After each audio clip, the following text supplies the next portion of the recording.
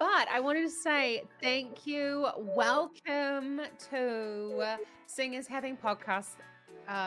The You can tell that I really need. I do this so often. And Welcome, take two. Taryn. Exactly, take two. So, welcome, Taryn, to the Singers Having Coffee podcast. It's so lovely to have you here. So amazing to be here. It's Finally. so fantastic. Yeah, I know. We've been talking about this for like a while, and then I was on your podcast, and it's just so cool to have you here because you're a singer. I'm a singer. I absolutely love this, and I love that the way that we met, and we're going to talk all about that today, and talk all about everything to do with singing. But firstly, would you like to introduce yourself and tell everybody what you do? Absolutely. I am Tarryne West. I am a life coach and also the CEO and founder of Change One Woman.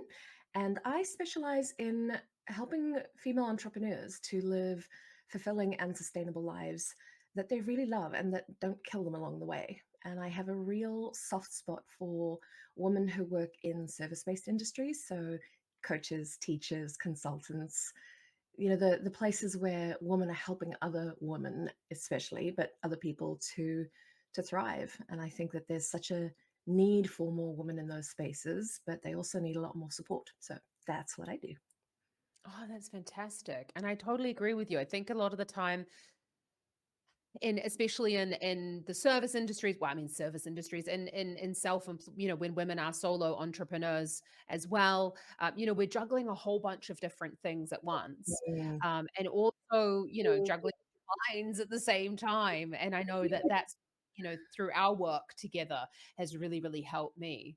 And I think especially coming from a singer's background, probably even more I think we're even harder on ourselves probably than other people might be Oh, because yeah, because we've been taught to be. we spent like so many years kind of going, "Oh no, that's not good enough. That no, it's not good enough. That no, I need to do that. I need to get my phrasing here and all that sort of jazz." So I wanted to ask, when did you start singing? Oh, I can't remember a time where I wasn't singing, Wow. truly. My grandmother took me to see my first opera when I was 5. I saw La Mhm. Traviata and I was spellbound by it. And one of my earliest memories was of having seen The Little Mermaid in theaters, which is kind of telling on how old I am, um, and walking up and down the corridor of our house that had these really tall vaulted ceilings and doing the vocalizations that she does in the early part of the movie. Mhm. So there hasn't ever been a time where I haven't been aware of my voice and what it can do.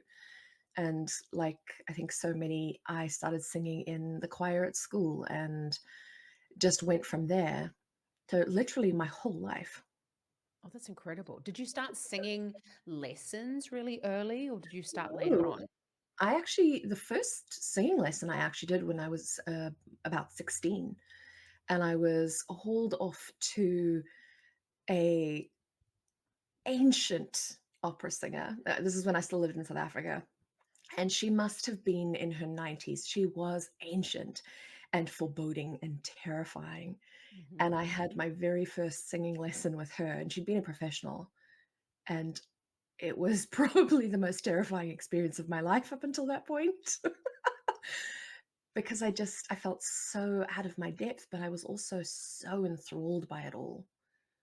Okay. And then, yeah, just kind of went from there. Mhm.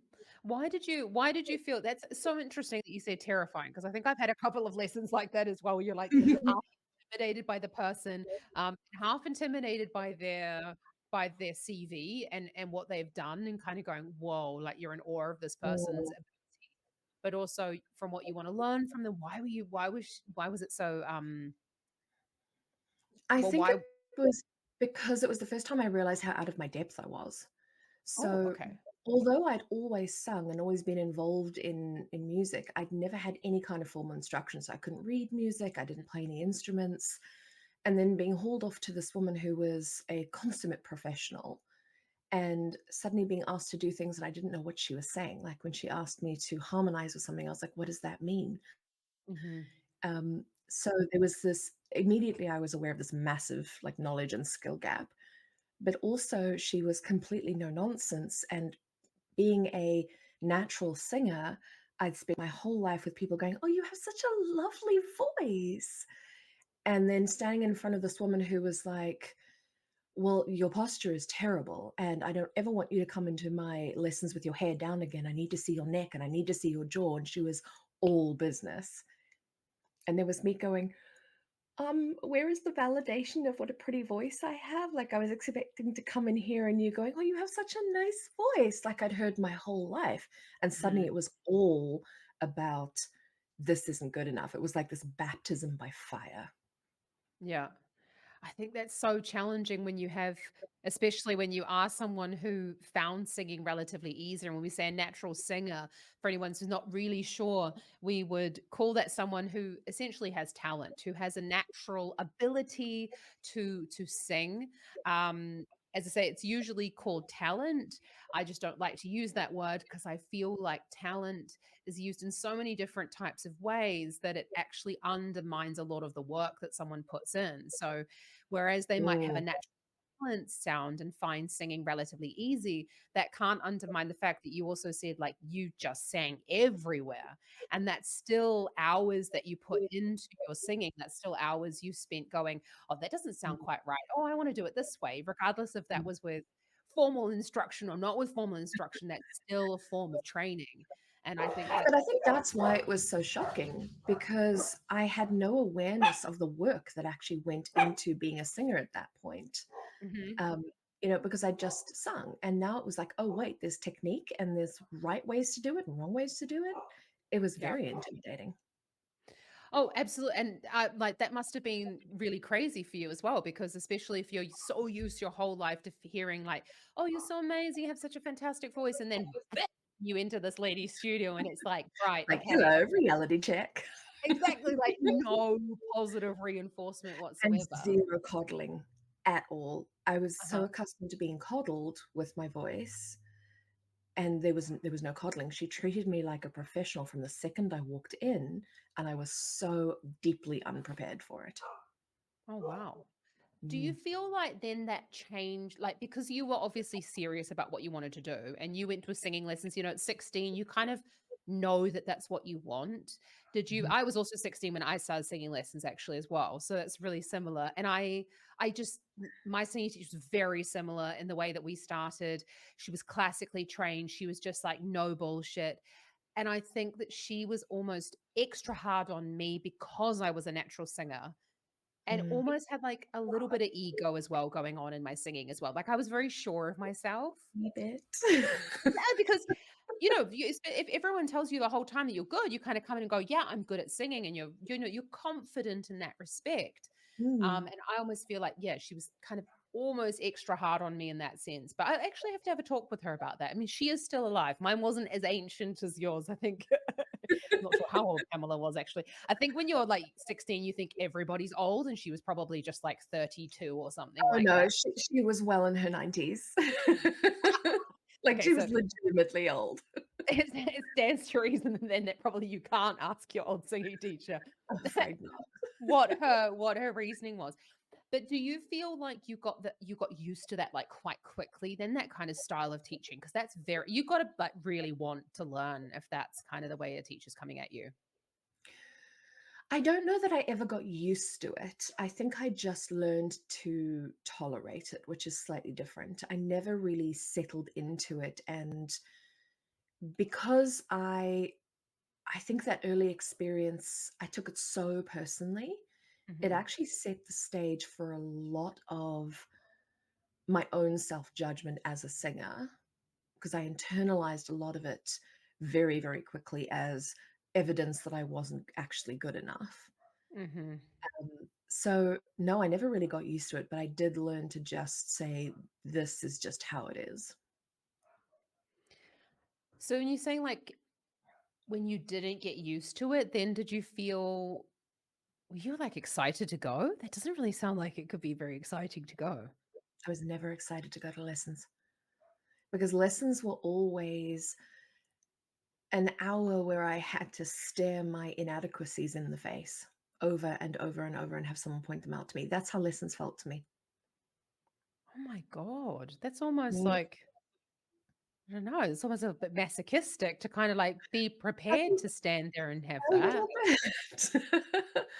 But yeah, and I don't know if it was because of that lesson or because of never having had to actually work at my voice before that. I don't Mm, know if it just it's so hard to describe now because I'm so far removed from it, but I never learned to have any joy in the process of learning to sing. okay. I've never had any joy in the rehearsal process. I've never had any joy in the actual lessons. The joy for me has always come in the moments of performance or those moments where everything feels like it clicks into place and you feel the voice just do what the voice is going to do. Mhm. Those were so joyful, but the actual process of working on my voice was always very pressured. Hmm, Yeah, okay. I never loved it. Do you think that's made? Because I mean, I know we've talked about this at length, about this idea of, like, singing and what we had. Did you always have lessons like that then? Was it always like that? Did you go in and then, like, your ne how many teachers have you actually had for singing? Probably about 5 or 6. Okay. Yeah, Did you I was all just gonna say, like, if it's, like, 2, then I don't know that we can talk about, like, they go like, "Oh, no, no, I've only had I 2, and they were both terrible." No, I'm joking. no, I've had about 5 professional teachers. I've had plenty of mentors. I've worked with Mhm. people, like, during shows and things who mentored me, like musical directors, but actual dedicated teachers, about 5, Okay. unless I'm Did you forgetting feel someone, like but I don't think I that am. was it's almost like when you're counting old boyfriends, isn't it? It's like, which ones Ah, made their mark? Which ones made their mark that you can remember? And then which ones someone's have I, like, like, "Oh, do you remember?" blotted from my mind? Like, "Do you remember that one? Oh, yeah, true. I forgot about them. Yeah, I was only with them for like 3 months or something like that." Same sort of thing with singing teachers, I feel. But do you then was that like your experience then for all of your teaching? Did you really feel like all of your lessons, "Oh my god, I'm so sorry." Mm. Is it any wonder that I decided not to continue when I got to, like, 30 and I was like, "This is too hard. I don't wanna do this anymore." Well, no, of course not if you've, like, had, like, these really shitty experiences of, like I mean, not them I'm certain that they're not all shitty, but, like, to have those Well, the thing experiences where is you just sort of yeah, I mean, the experiences themselves weren't shitty, like, the teachers didn't do anything wrong. They were great Uh-huh. teachers. My internal experience was absolutely shitty because it was always coming from this terror of not being good enough and like, this, like, fight to get my voice to do what it was supposed to do. Mhm. Sound familiar? That's so funny because it's like that just sounds like 99.999% of my students, like, actually even someone Yeah. about an hour ago saying like, "Oh, I need to be able to sing this in the original key," and, like, fighting against just what obviously was a cold, like, and I'm just like, "Why? What's that gonna prove to you in any way, shape, or form?" But I love Mm. that, I think that is so interesting now in regards of, like, what you do, because what would you really I mean, I've got, like, a whole bunch of questions prepared, but anyway, what would you say then would you have said to your younger like, your younger self? Do you really think that that's probably, like, this work on mindset and things like that is something that could be quite Mm. helpful for younger singers? Oh, absolutely. Like, if I had the tools then that I do now, I think I would have had a very, very different experience, and I think my Mhm. career trajectory would have been very, very different. Oh, wow.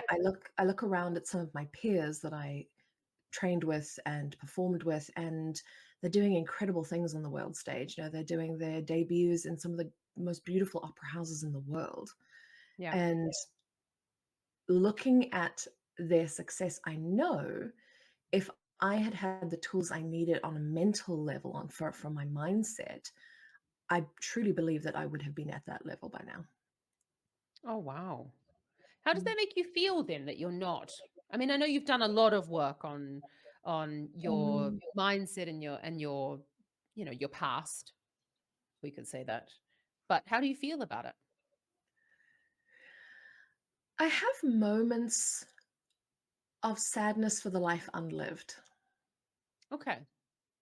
but they're very fleeting because something I did realize as I made the shift was that while I love music and I love to sing, I never really loved to be a performer. It wasn't something that I was so deeply connected with that it was worth dedicating my life to. And I know that sounds quite weird because, like, if you asked me if I wanted to be a professional singer, I'd probably say, yeah, sure, why not? But it wasn't, I came to realize that it wasn't the thing that really drove me. And when I found what I do now, there was this deep sense of purpose that I never had with singing. Mhm. So I'm sad sometimes, but I'm not regretful, if that makes sense. Okay. I can totally understand. I mean, look, it's not like you're 90, so, like, even if you were like, Hey, "Oh, I can I pick it wish back that up. I had."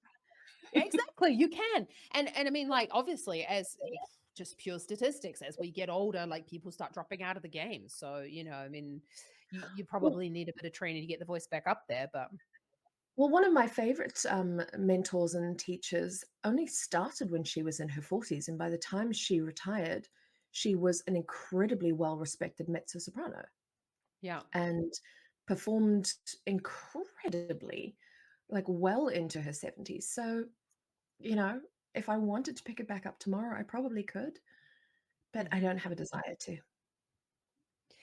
I think that's the main point. I know you said, like, it might sound weird, but it so doesn't sound like it doesn't sound weird whatsoever.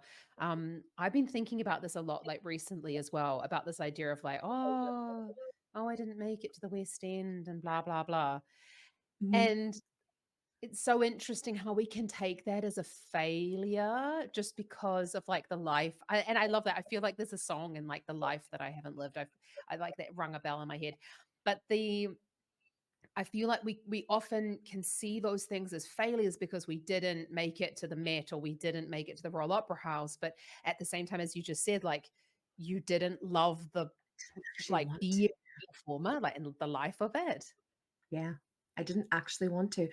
And I think the realization of that came when I did like a summer residency program and they had an artist in residence who was a professional. Mhm. And during a Q&A session, she was telling us about what the life was really like. And I was like, you know what? That's not for me. I Mhm. don't actually want that.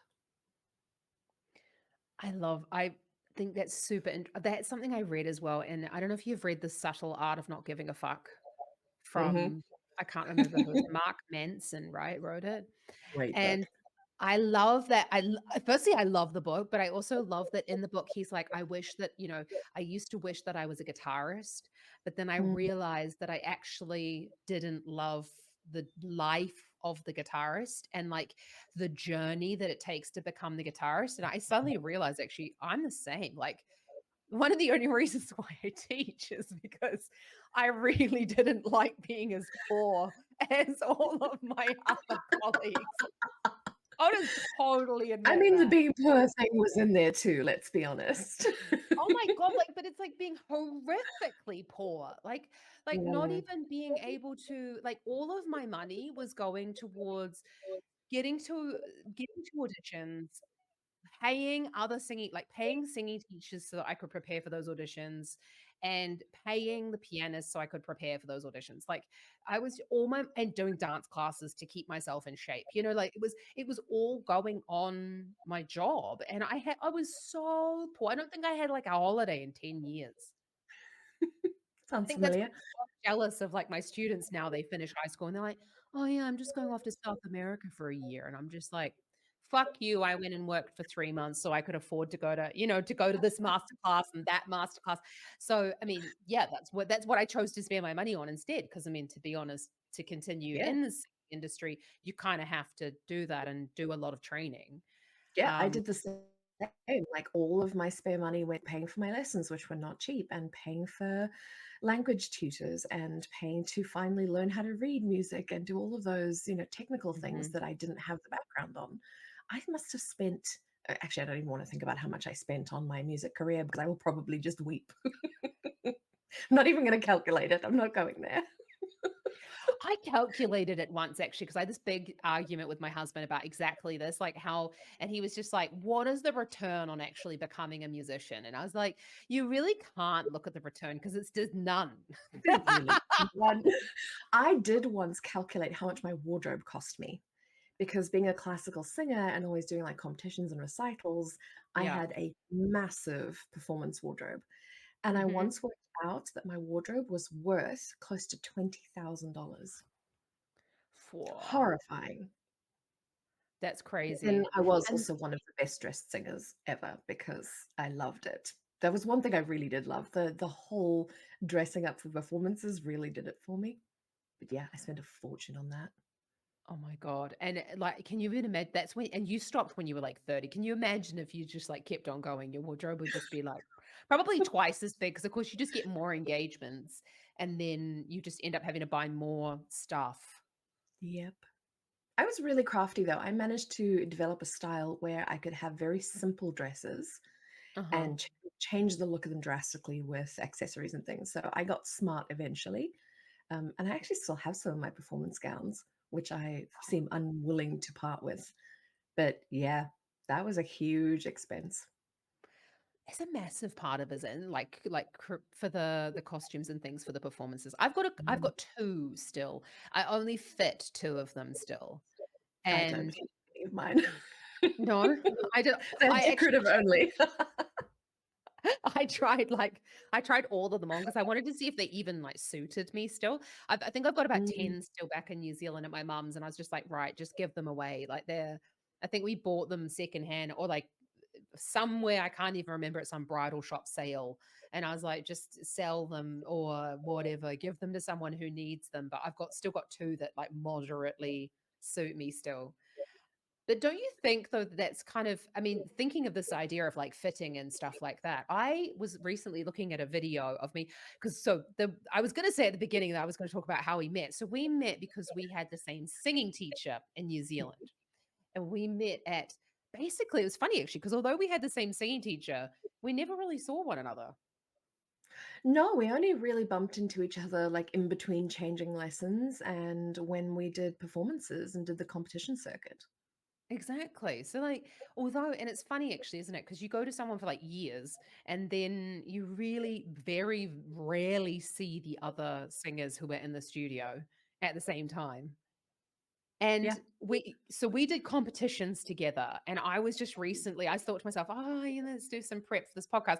And I was looking at some of those old competition videos and thinking to myself, like, oh my God, my voice, and also B, I thought the whole time that I was, like, super fat back then, and I was, like, looking at them going, "Oh my god, I can see I my collarbones. Where did my collarbones go?"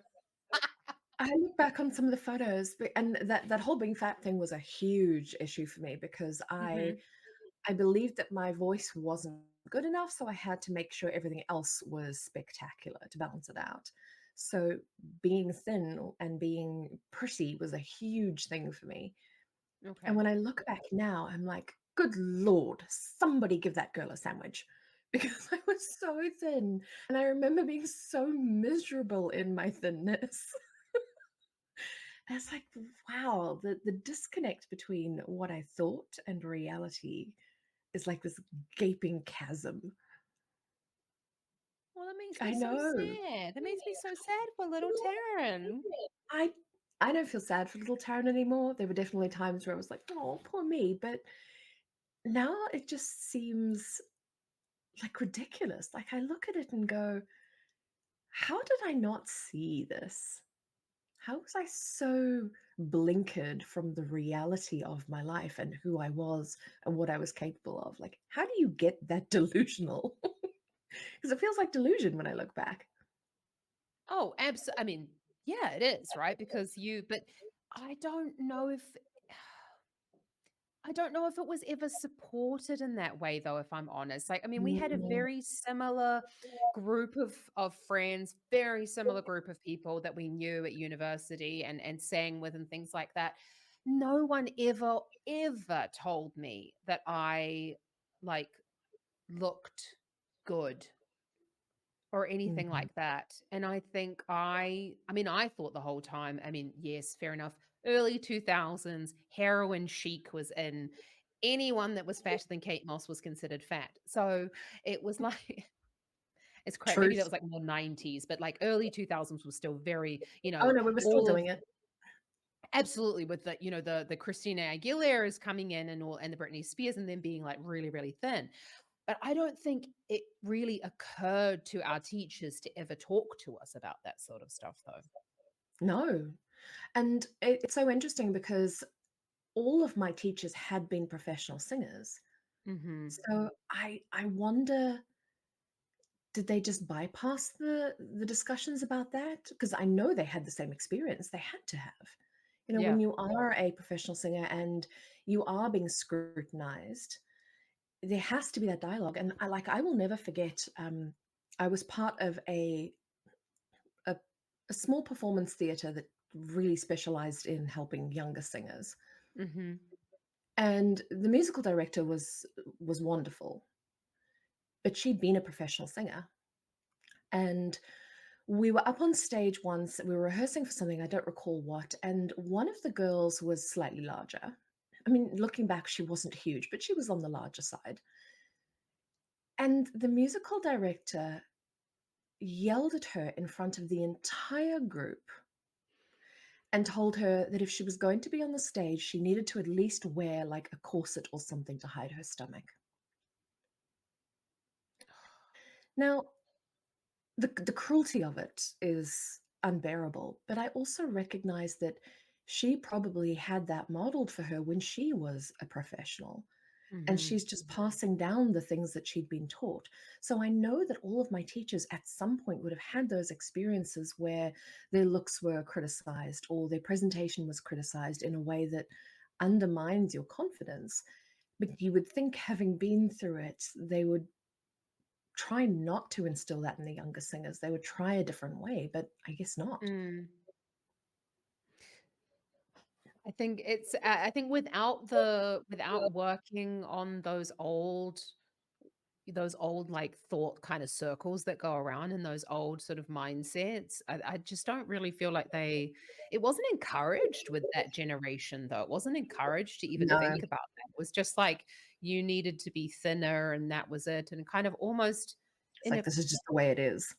exactly, and, like, cruelty was Mhm. kind of this is the way that I've experienced it anyway, was people were quite cruel in auditions and things like that, and said some really awful things, and it was just kind of expected that you would just keep that on the chin and be okay with it, whereas someone could have said exactly the same thing in a completely different way, and Mm, it would have just come across and I wouldn't have thought that I was shit. mm. But that's the thing. How are young singers supposed to take it on the chin if they're not taught how to do that? That's not Mm, something that comes naturally. As human beings, we're hardwired to fear rejection. We're hardwired to seek acceptance. How are we supposed to know how to deal with criticism and take things on the chin if nobody ever shows us how to do that? yeah. You've really made me think about something that I mean, I know I've been doing a lot of this thought things, but, it's definitely making me think about how I need to, prepare my singers for our Mhm. concert coming up in December and really working on this idea of not the feeling of rejection, they're not gonna get any rejection when they get up there, but maybe if the applause isn't as big as the person before them or their perception of the applause is maybe not as big. We will find rejection somewhere as singers. You will find it somewhere in there or, like, someone didn't gush at you, or not everybody gushed to you. That always used to happen to me at not auditions, at competitions and things. I, like, felt like a complete failure if not absolutely everybody there came up to me and was like, "You're amazing," and I was just like, maybe I actually did genuinely not sing as well as I could have, but I made a lot of my success based on what their reaction was rather than knowing it for myself or, like, analyzing the video and going back and having a look at that sort of thing. But do you Yeah. think that, I especially sorry? I was saying I can completely relate, and I think that's part of why I often felt so disconnected from my own voice because I was looking for the Mm. cues on how did it go from the audience rather than the cues of how did it feel when I sang. I think it's also about the style of teaching as well, right? Like, we Mm, weren't necessarily asked to, like, say, "How did that feel?" It was always like, "Was that right? Was that right? Did I do that right?" And often, I'd have no fucking idea if I was doing something right or wrong or whatever. I would just blindly sing, and same.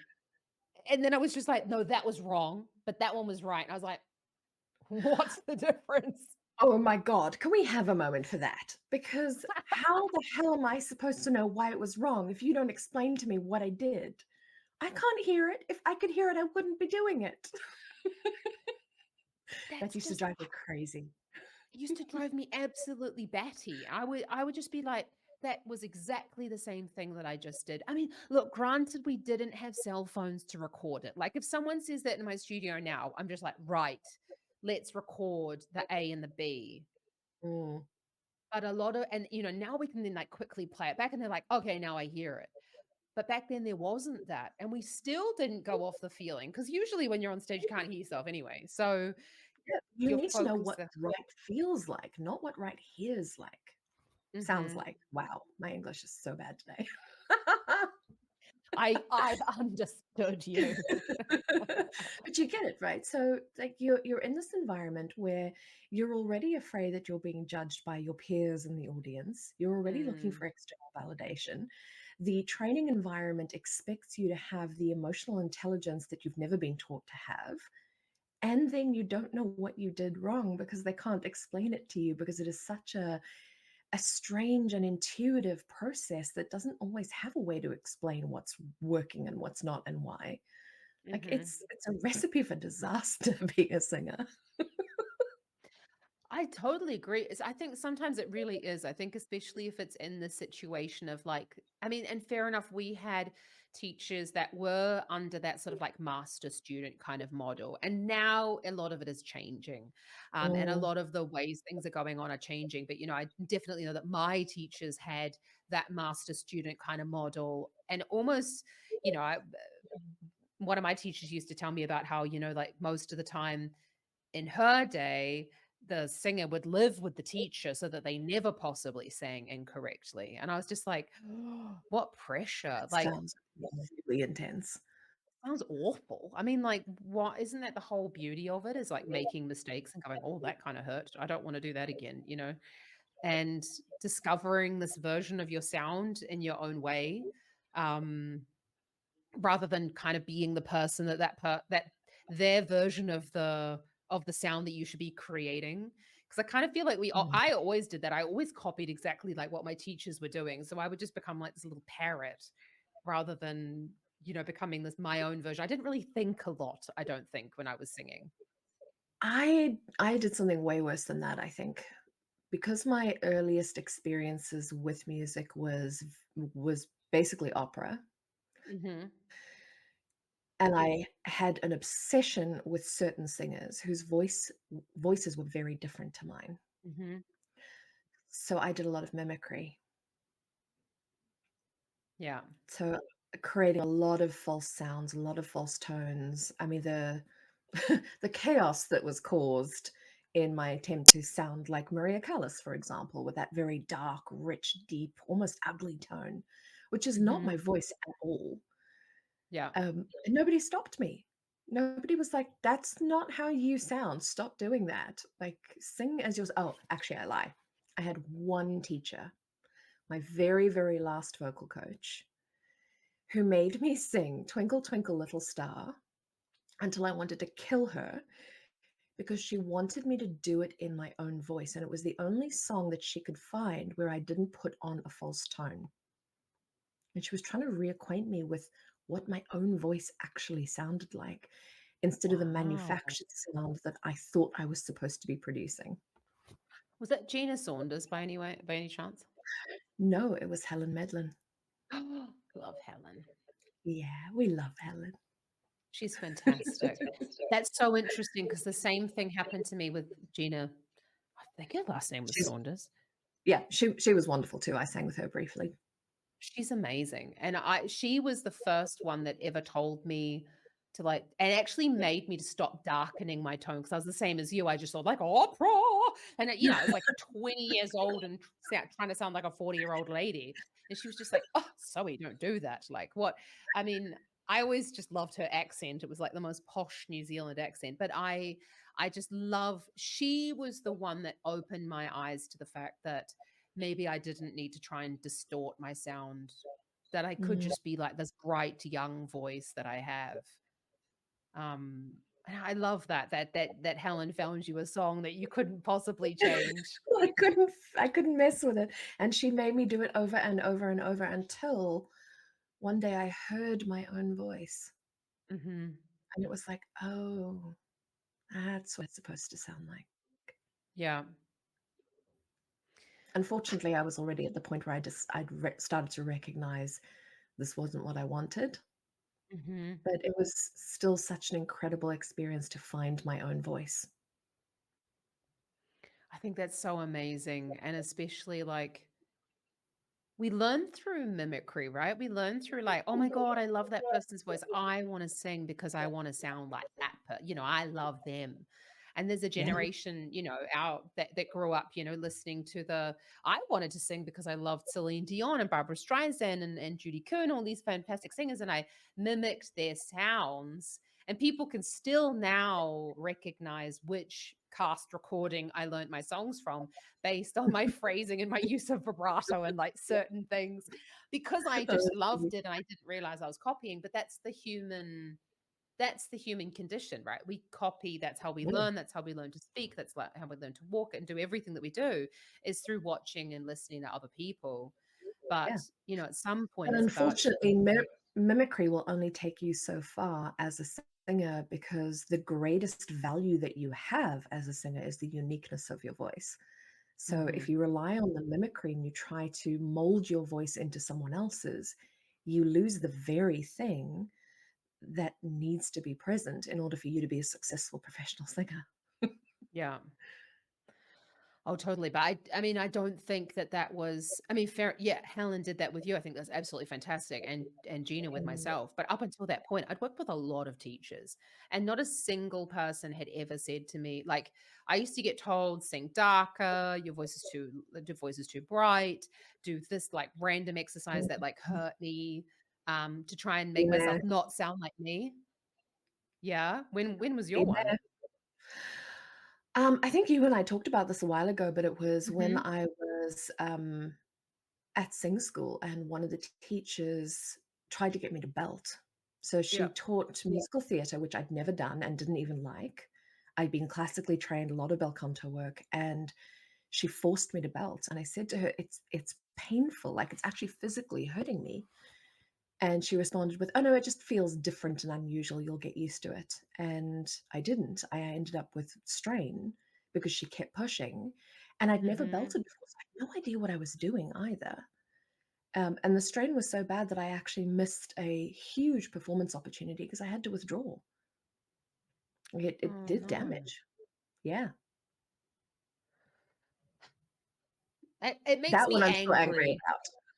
Yeah, I'm that one still that really angry. makes absolutely, because that makes me angry as like as a vocal teacher, yeah, right? Like, anything Mm, that hurts or is uncomfortable should not be done. There are so many different ways to create a particular sound, and if someone especially is not mentally ready for it, then also and if they just don't want to do it, mm. you can find really it's not easy to find secret ways of getting them to make that sound without them realizing that's the sound that they're creating, but you can go through it in a completely different angle, and Yeah. that kinda makes me annoyed for you, Well, for your younger it self. well, I mean, that part definitely annoyed me, but what really annoyed me is that it felt like a vanity project because she had a Mhm. very particular style of teaching, she had a very particular music that she focused on, and I didn't fit that mold. Yeah. And I felt like she was trying to force me into that space and make my voice sound the way that her students' voices sounded because of a vanity project. It felt like she was gonna get something out of doing that. It didn't Mhm. feel like it was about me. And then when I advocated for myself, having that dismissed, was really scary and uncomfortable, and I didn't have the inner strength at that point to push back and say, Mm. "Actually, no, I'm just not doing this." And then I don't think I told you this, but she then, when I pushed back, she told me I was over emotional and I clearly had some kind of underlying emotional issue that was making me fight with her. Yeah.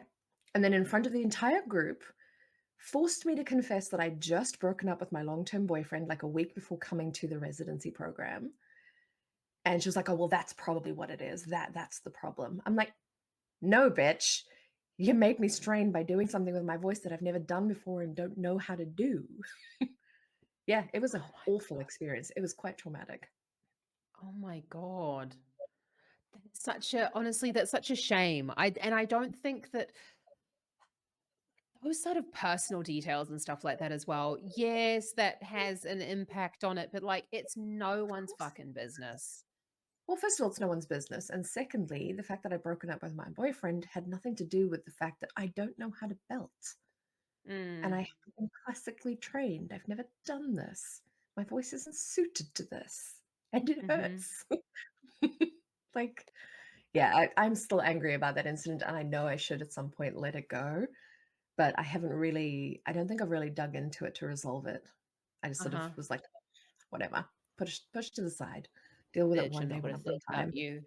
Yeah. Pretty much. I just it's such a shame though, because I think a lot of singers, I don't wanna say a lot, like singers who experience that kind of thing, then feel like it's something to do with them or like that they're wrong in some sort of way rather than again, this sort of like teacher-student kind of model rather than the teacher kind of admitting like, "Okay, maybe I approached that in the incorrect way," you know? I'm a firm believer that if a student can't do something, it's not because they can't do it, it's because I've just haven't come at it from the angle that they understand. But I think that's such a beautiful mentality to approach it with because in that, like, student-master relationship, the teacher is infallible. You know, Mm. there's this idea that they can't do anything wrong because they're the master, and that's simply not true. Teachers make mistakes. Teachers are human.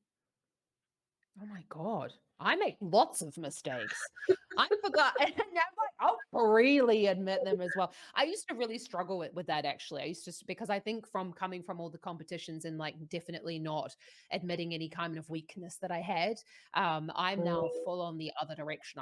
I think I said to someone today, I couldn't even remember a really simple think what was I trying to talk about? How the diminished seventh chord was created.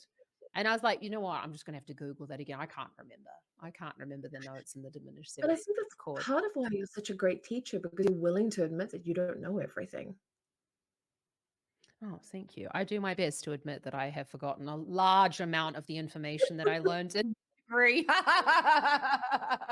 because I didn't really pay attention in the first place. Yeah, can relate. It was honestly, I would never ever wanna go back again and do it again because of, like, the work. I hated my degree, but I just I mean, it looks good on my wall right up there, but it's just I would not want to just learn a whole bunch of unnecessary things that I have never used and I will never use and I don't want to use and I don't know. So, yeah, but it's like a whole bunch of stuff I think in anything that we learn is kind of some of it just ends up being a bit useless. Mm. And then you What miss do you the really useful things like how not to freak out and how not to, seek external validation and how to take things on the chin when they come. Like that would have been really useful. I think that's useful for everybody, like, not just necessarily in singing education, but Every human being. definitely absolutely everybody. And thinking about competitions, um, what do you think you would like your younger self what would you have liked your younger self to have been able to, like, to learn now? What would you like to teach your younger self? In terms of competitions? I think in terms of competitions, but as well, you were saying about the external validation that you were trying to get, and I think whether it's in a competition of the external validation of the adjudicator saying like you did Mm. good or like you won. Um, I mean, oddly, I loved competitions. It could be argued that I loved them because I almost always came first or second, so there's your external validation. there's a reason to love them. Yeah, I really enjoyed that part. I loved winning all the I money. think I actually forgot to cash some of the prize checks. Oh no. I still have one of them uncashed. No, that was like the first thing I did. I was all about the validation. The money was so secondary. I was like, "Tell me that I did it okay and that I'm good enough." That is so amazing. Honestly, I like got all those I mean, like, I loved as well the winning bit and like all of the trophies and shit. And I was just like, Mhm. ching, ching, ching. I just wanted all the money. And I was like, that is actually what funded my first year in London because I was just like, right, I need Really? money. What competitions can I do? And I even went up for stuff I love that. that I didn't even like think about. I actually even applied for competitions like 2 days in advance or whatever, like late, because I knew someone and knew someone and knew someone. I got to sing at it, and I, like, had just, like, picked kind of 2 songs. I mean, I studied classical singing as well, so I was like I just went into this random pop competition. I ended up winning it because it was like 3,000 New Zealand dollars. I was like, You're quite "Yes." mercenary. I I really love it. was. I applied for everything because I was just like, right, not only is it gonna look amazing, which it doesn't end up doing anything for your CV when you end up just like winning all these competitions, but the money was really the main reason why I wanted to. I was pissed off when I didn't win because you got like 150 or like 300 sometimes for the smaller prizes. And like for the big ones, they were like 2,500, 3,000. I was like, I was going after Yeah, it. it was big chunks. I Definitely. love Sorry, that. I interrupted. I got so distracted by No, money. not at So all. I that's I love that story because, yeah, I literally still have at least one of my checks that has never been cashed. how much is it worth? You probably But can't even cash it anymore. oh, no, you can't. But I do still have all of my awards that say I came first. I love that. Because it was about the validation, it was about proof that I was good enough. So, if I could go back and teach myself anything, it would probably be the fact that needing to work at my voice didn't mean my voice wasn't good enough. Because it's like to Oh. go full circle to like where we started, when you are a naturally talented singer or singing does come easier to you, you Mhm. develop this idea that that means you don't need to work at it, like it's just there. Yeah. And then when you start having to actually do the work of learning technique, it feels like, "Oh, my voice wasn't good enough, now I have to fix things." So Mhm. that's like the main thing that I would have taught myself is, no, you have natural singing ability, and in order to shape it, in order to refine it, you need to learn this technique. Mhm. And the other thing would be I would have taught myself not to place my whole identity into what I could do with my voice. Those are 2 very deep things. Mm. I've thought a lot about this over the years Even because though I didn't send you my questions in advance, those are very, very deep things. I think that's amazing. but that's what I would teach myself because in identifying as the singer, everything about me that felt like it had value was tied up in that. Mhm. So if I didn't do well at a competition, if my voice cracked in a recital, it wasn't just a fault of my performance, it was like an assault on who I thought I was as a person. So, no pressure or anything. Honestly, like, I mean, you're saying that, I'm just like, "Amen." I mean, Yeah, like, I was exactly the same. I just yeah. thought, like, but for me, it was like and it's funny because even not negative, like, anything that wasn't praise, I also felt the same way about. Like, I could not handle constructive criticism, Mm, even if it wasn't, like, negative feedback. Even something along the lines exactly. of, like, that phrase could have been longer. I would have had, like, a reason why that phrase couldn't be longer, and I would, like, kinda go, like a little chicken, and be like, I'm gonna, like, puff up Nope. my chest, and I know better, so and I think that's amazing, though. I think every singer should definitely learn that there is the instrument, and I think because it comes from within us, I It's very think personal. that's exactly, it's very personal because you think that it's almost like an affront on you as a person because this coordination that you apparently should be able to have, like, doesn't quite work the way that you think it should work, although singing's not as easy as a lot of people make it out to be. Oh, goodness, no.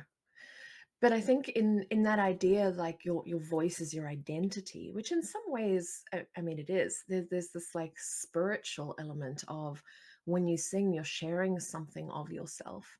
So Mhm. there's a vulnerability to it. Yeah. And if something is criticized, if something doesn't go as planned, if you don't get the validation you were looking for, it becomes like an attack on who I am, my validity as a human being. Again, no pressure or anything, rather than just the reality of it, which is you swallowed those notes at the end of the phrase. Like that doesn't change who you are fundamentally as a human being. You swallowed the note. Mhm.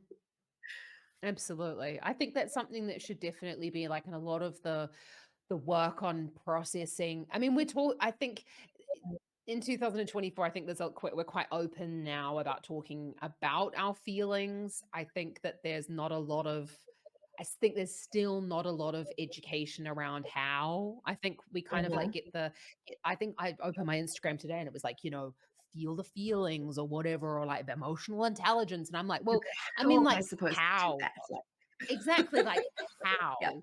It's sort of you kind of, I think, and as singers and as songwriters and things like that, we could obviously, like, sit down and we could write a song about it, but it doesn't necessarily it'll help us in one form to kind of Mm. process those emotions, but it won't really teach us about how to manage those emotions going forward, and especially managing rejection. Like, that's a massive one. Yeah. But I mean, as you would know through our work together, this is why so much of my coaching work is about the actual tangible strategies. Yeah. Because even in my industry, like in the personal development space, there's all this, oh, just think positive. Okay, but how? Or, just manage your mind. Yeah, but how? There is this Yeah. skill set gap in so many ways where we know on some level, even as singers, like we know on some level that us getting super anxious doesn't help the voice. We know that stage Mm, fright doesn't help our performance. But where are the tools to help us not be in that space? yeah. Like where is that education? And I think that is so important because without it, what's happening is you've got people who have a natural or accidentally learned resilience, making it through, surviving those experiences, becoming professionals. But you've got all of these incredible performers who lose out on that opportunity because they weren't lucky enough to figure out how to manage their stage fright. Oh, I And I totally think that's agree. I tragic. mean, I think that's I think, I mean, from our work together, and I've been like super honest everywhere about the fact that I used to suffer from panic attacks when I was going, even the thought of going on stage in 2 months' time would cause me to have a massive Cause freak the out. heart Or palpitations start going. Yeah. oh my god, like my what and like Taryn and I used to talk about the fact that, my watch says relax. And so my watch she used to tell me relax even at the idea of the thought of the performance maybe coming up, or like if someone would call me to ask me to perform, then I would start freaking out about this performance that I hadn't even fucking booked, like the thought of it, and I've just like run for the Mm, hills. And my coping mechanism would be then to under prepare for that event, because if I failed, then at least it wasn't on me because I didn't try. And like yeah. totally the wrong way to go about things. Totally Because then wrong. it My favorite escape hatch was always, like, getting sick just before and having to withdraw. that's That was my another favorite really way good out. That's a Mm. really, really good way. That's a Mm. really good way. No, mine was always like really, I didn't bother to prepare. Like, no, no, I didn't bother. I actively procrastinated when I needed to prepare. And Mm. therefore, the day when I ended up not doing my best, it was like, oh, well, it's just because I didn't Yes, prepare. I was unprepared. I was just unprepared. Or on the other side of things, I would over prepare and then on the day and this was, like, beforehand, like, what I used to when we were at competitions, like, "What prepare what?" I mean, like, I gave up coffee, alcohol, and what else did I give up? Sugar, I think, for an entire year because I And was this is like why I couldn't do it. This is why I couldn't be a professional Mhm. singer. I'm not willing to give up all that stuff. It was stupid, but, like but this is the thing though, that someone had told me, like, that alcohol fair enough, alcohol was Mm, is not very good for the voice, but, like, someone had told me that coffee was, like, bad for my voice, so I was just like, "Right, it's bad for my voice. I'm getting rid mhm. of it." And, like but it made my experience so terrible because I just even those, like, little enjoyable things, We're I just gone. didn't exactly, they were Yeah. all gone, so, like, singing was, like, stripped of all joy at that point, I think, for me. I was told no coffee, no alcohol, no sugar, no dairy, and no Pilates. Firstly, And you no know who told me dairy? that. Dairy's a funny one, actually. I see that all the time. We used to have a no dairy rule at the theater, actually, when I first started doing shows. You That's were not ridiculous. allowed to have dairy in the theater, like, it was so stupid. We had a lady making, she was amazing, Mom, and she used to make toasted sandwiches in the middle of the show, right? And, like, for Mhm. the long weekends that we would rehearse and stuff, she'd make toasted sandwiches that they cost, like, 2 New Zealand dollars, so, like, €1, so it was amazing. And it was like there was a no dairy rule, and I was like, "Who can eat a toasted sandwich without cheese?" But also what? Is the cheese going to, like, infect all the singers with mucus just by being in the same vicinity? We're all lactose Like, intolerant. what is gonna happen? Is it going to leap out of the green room and come and assault the singers while they're on stage? That's ridiculous. Dairy never did anything to me, to be honest. I mean, apart from the fact I'm, like, slightly lactose intolerant, but, like, cheese never did anything to me. Like, I actually would have Mm, more of a reaction in my voice to orange juice than I would to dairy, yeah, actually. yeah, same. Like, with the acidity and stuff. But I'm curious, why no Pilates? That's a weird one because that's amazing for training your internal, Hmm. actually, like, all of your internal muscles. See, there you go, I've forgotten all of them. But basically strengthening your back, your body, like, Pilates is amazing. It is, but I was told to quit Pilates because, there was a risk that my stomach muscles would become too tight and trained, and that would interfere with my ability to take full breaths. I laugh because I find that funny that I mean, you gotta do a lot of Pilates to reach that point. I mean, But I wasn't admittedly, doing I that was much Pilates. There's no way! I was honestly told exactly the same thing, like, no sit-ups whatsoever. So what Mhm. in and, like, no gripping your core ever. So what ended up happening was I just ruined my back because I was exercising without ever, ever, like, actually It's so tensing my core. noisy. Like, I remember seeing a recording. I can't remember who the tenor was, but he was doing Orpheus in the Underworld, and he was shirtless. Mhm, And you could see all the muscles doing all the things. Not only was it fascinating from a, like, technique perspective, but it was riveting because the man had this insane six pack. And I'm mhm. like, "Wait a minute. So he gets to have toned abs, but I can't breathe and access the full range of like, what? No." It's funny though because it's and that's where that real disconnect comes because like abs actually do not necessarily mean that the muscles are toned. Like it's usually due Mm, to like having less body fat, but also with yeah. singing, I agree to an extent about the not being able to breathe in the like to release the abdominal wall. I used to teach at a Mm, dance university, and that was actually one of the trickiest parts with the dancers was that because they were taught their entire lives to tense their stomach muscles and to pull up and like really, if it was taught incorrectly when they were young, they were forcefully mm. vacuuming in their stomachs the whole time. Which is a bit different from just having a toned core. And it's so funny when I think back Exactly. on it now because I'm nowhere near as fit as I used to be. I don't have a lot of core strength anymore simply because I don't Mhm. prioritize it. I have more trouble with my breathing now with an untoned core than I ever had with it well toned. Like, stomach muscles and things. Really? Why? Yeah, I have no idea. I assume it's because I've gotten old and can't breathe properly anymore. I don't know. So this has got me going ding ding ding ding ding. Do you feel like it's because can you not hold on to a long phrase? Is that what you're talking about? Can't hold a long phrase. Mhm. Doesn't feel like the breath support is there at all anymore. I mean, Like it won't be. breath Yeah. I get breathless just doing like a simple phrase. It's the weirdest Okay. thing.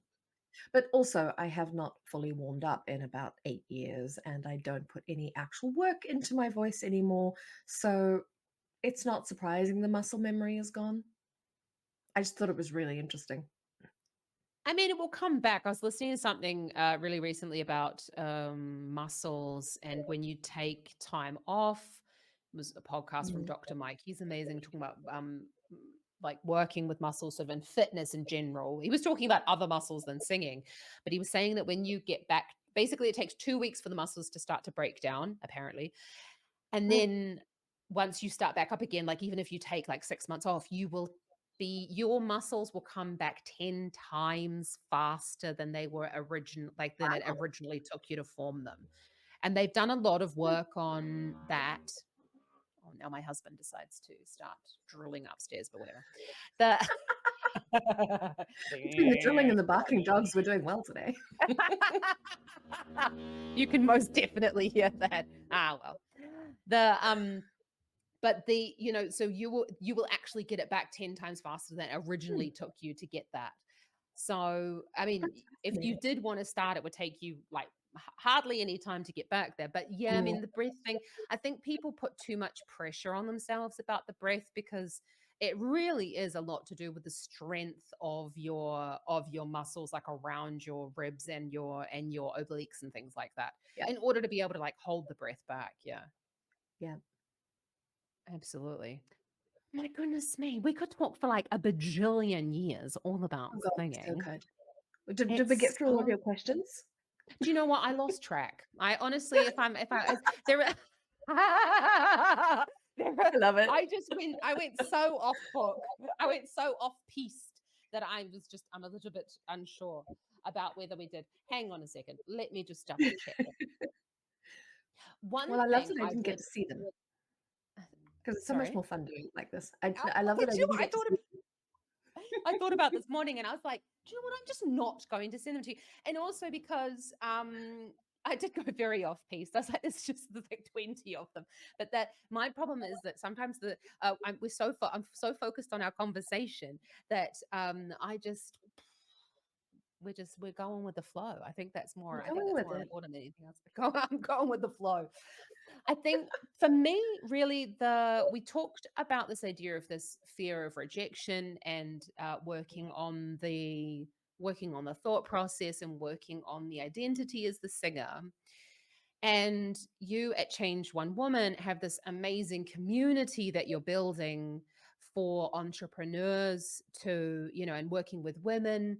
And what else are you working on? I'm part of this community and I'm not 100% sure. Well, that's because we're not 100% sure, so we're still pre-launch, so we're still refining the messaging, but the purpose behind Change One Woman is really to get the tools of coaching and self-development in the hands of more women. Mhm. That's the bottom line. Because when women are self-empowered, when women are confident, when women are self-assured, when they have self-advocacy, they do extraordinary things and they ripple out that change. Firmly believe that empowered women will change the world in a positive way.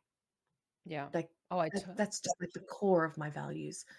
And with Change One Woman, we're just working on getting more women into that space. So we're focusing mainly on with Change One Woman specifically, women who are coaches or service Mhm. providers or teachers, Yeah.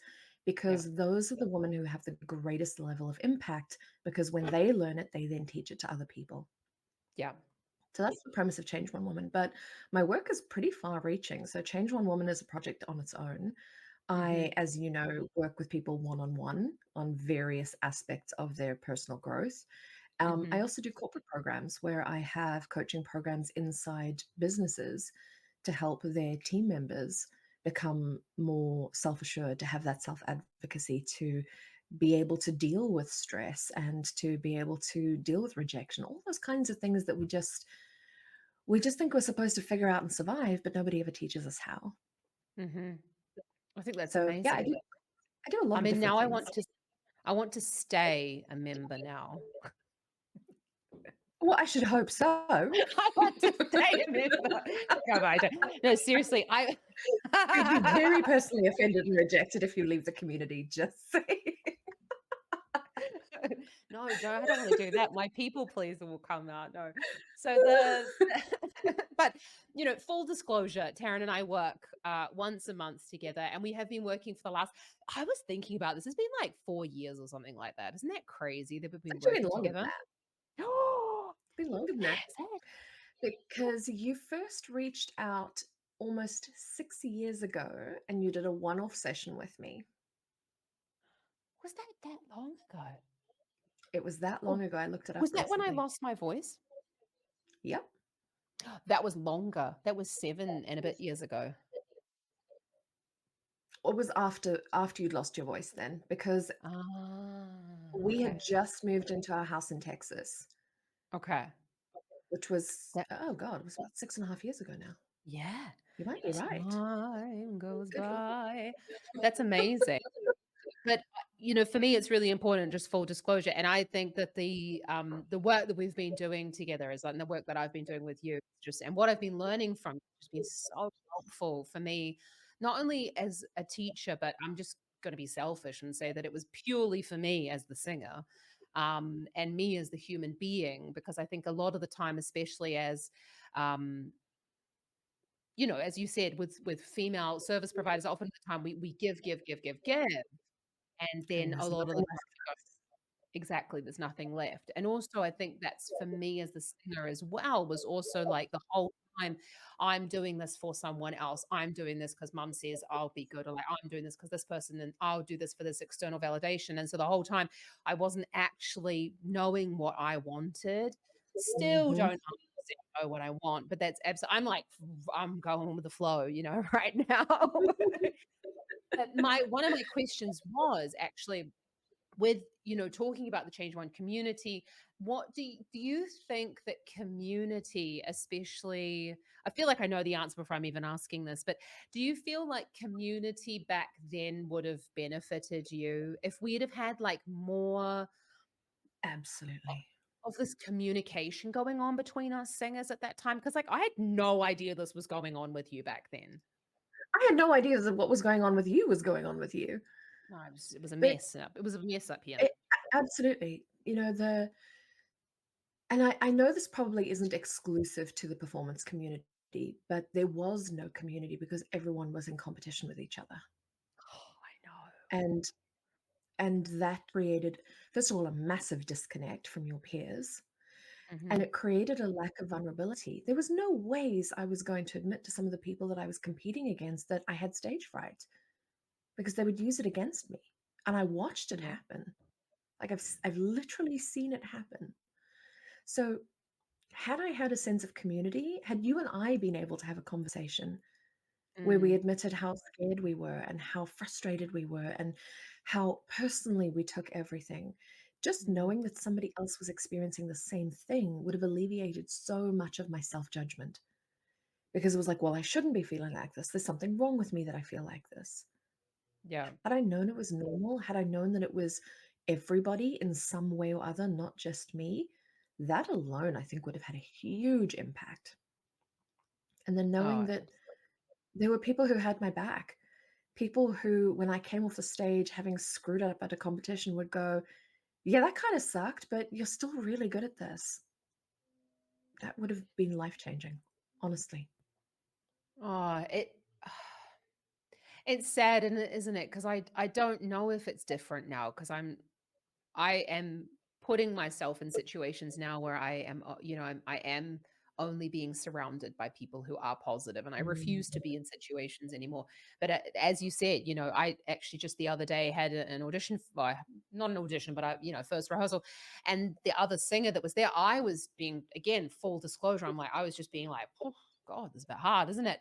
And then they turned it around and then told on me, like that. And I was like, are you fucking kidding me? Like, excuse me, women supporting women here. Like, what are you doing? Like, it's just so Why terrible to would you do shoot. that?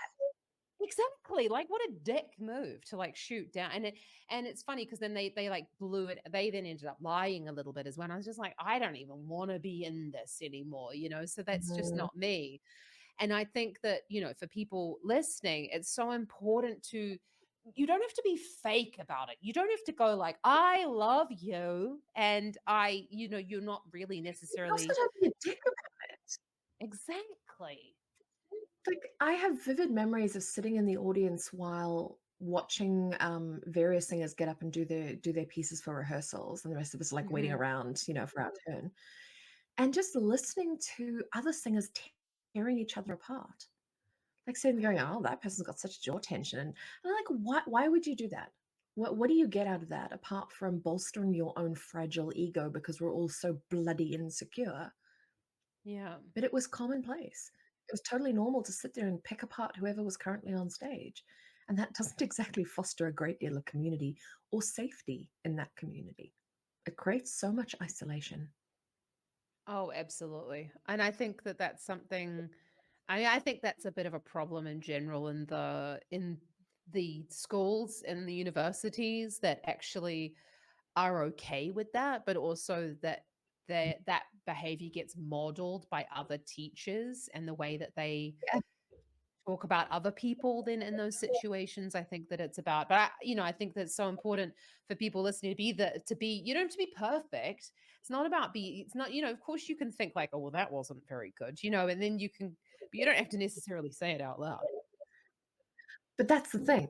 Like, you can think it by all means. If you know it wasn't good, you know it wasn't good. But sitting there and picking someone apart publicly Mm, doesn't serve any purpose other than to no. shift the attention away from your own inadequacies, which is why we do it. But that culture of you're never safe around your peers, I think adds to a lot of the mental health issues and the insecurities within the performance space. Because if you can't trust your peers, if you don't feel safe with the people you're working with, you're constantly on guard. Yeah. I don't know if it's still like that. As I say, I'm not really even sure I if hope it's not. still. I really, really hope not, and I hope that things have changed. And if someone is wanting to work on their thoughts and their feelings and work on their self-confidence when it comes to performing, where they find you. Easiest place to go is just tarynwest.com. Mhm. If they are a coach or a teacher or a service provider in that sort of space, they can go to changeonewoman.com, or they can find me on Instagram, where I'm currently not very active because I am on a social media break, but they can still find a whole bunch of my stuff there. Yeah, I've been Fantastic. pretty much off social media except for messages for 2 months now. And how has it gone? Oh, it's divine. Oh gosh, you're gonna have to tell Like, me about that. I highly, highly recommend it for people. But I wanted to say thank you so much, Taryn, for joining me today on the podcast. It's been lovely to have you and to chat all about singing. And as I said, I think this podcast could be like a bajillion hours long. Easily. But it's just been so fantastic. And I'm going to link everything down in the description below of how they can find you because, as I said, I'm going to say it again because I'm just like, Jesus Christ, superstar, like, Superstar. who are you? What have you said? No, it's been so life changing for me to do the work that we've been doing, and now that I'm working as well on learning about how to take this further with you and working on you know spreading love. Where is the love? Spreading it everywhere. Absolutely, and spread it everywhere, and especially educating singers. I think that's really, really fantastic. So thank you very much. Well, thank you. It's been an absolute joy. As you know, I love chatting with you, so it's been delightful.